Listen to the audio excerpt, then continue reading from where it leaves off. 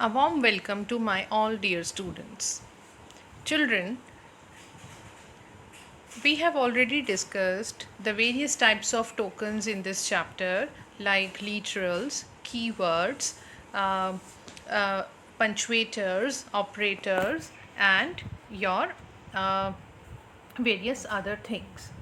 Now, in this video, we will be discussing about the bare bone of the Python programs. That means the important part or the components which are included in the Python program that will be covered in this video. As you can see on your screen that there are certain things which is written in the blue color. So now first we have a comment. The first component of the Python program, that is the beginning, is the comment. We always write comment with the help of hash. Whenever we write hash in front of any string, the interpreter will treat it as a comment. Then we can have a function definition and function statement.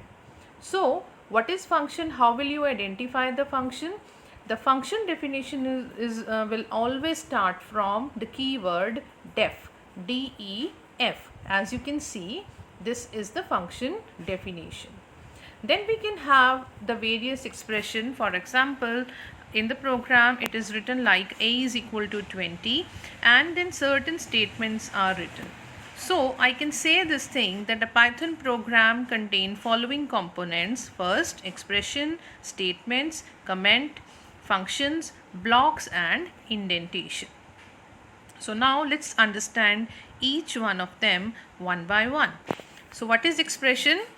That means which is a combination of certain operators and operand, and which upon calculation gives a certain value. Second is the statement, instructions that does something. For example, a is equal to 20. So that means the 20 value or the literal 20 is assigned to the identifier a. Then we have a comments. It is a readable for the programmer, but it is ignored by the Python interpreter. We can write a single line comment with the help of a hash sign, and we can write multi-line comments, which is known as a doc string, with the help of triple quote before and after the line. Then we have a function, a code that has some name and that can be reused. So that means, as I have said, how can you identify the function? Because it is starting with the keyword def. So the code that has some name and it can be reused is known as function. Then we have blocks and indentation. So block of statement, that means when if I write if a is greater than 5, then if that statement is true, the next indented part will be called as the block or a body of the if. That is known as block and indentation. Then we have a concept of variable. You all know that I have already explained it to you that variable is something which is a kind of a name given in the game, name given to a memory location. So variable is some nothing but it is a kind of a space which contains some value. That value can be of any data type. That can be integer, that can be float, that can be string. So if I say name, so name is what? Variable holding the string data type known as Python here. Then sum is equal to none, so that is a variable without any value. So here sum is variable, a is variable, b is variable. We can also assign a multiple assignment. That means we can write a equal to b equal to c equal to 1, single value to multiple variable, and multiple value to multiple variable. This is also a kind of the variables. Then we have the concept of local variable and global variable. The variable which is defined inside the function, as the function is not in our syllabus in the class 11th, but we must know the concept of a functions.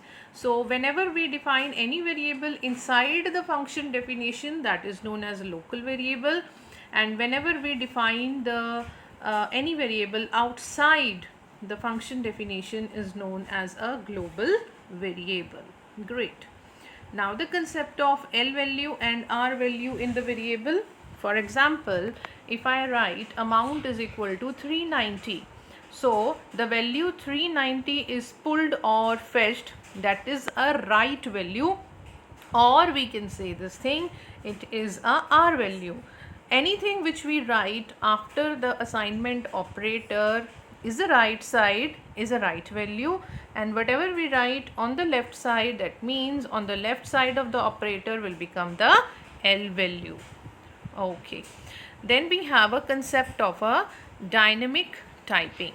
Dynamic typing, we all know that data type of any variable can change upon its value in the next statement. For example, in the first line I have written x is equal to 25, which is an integer type. But after the same line, I have assigned a new value Python to the same variable x. Now x variable data type changed to string on just next line.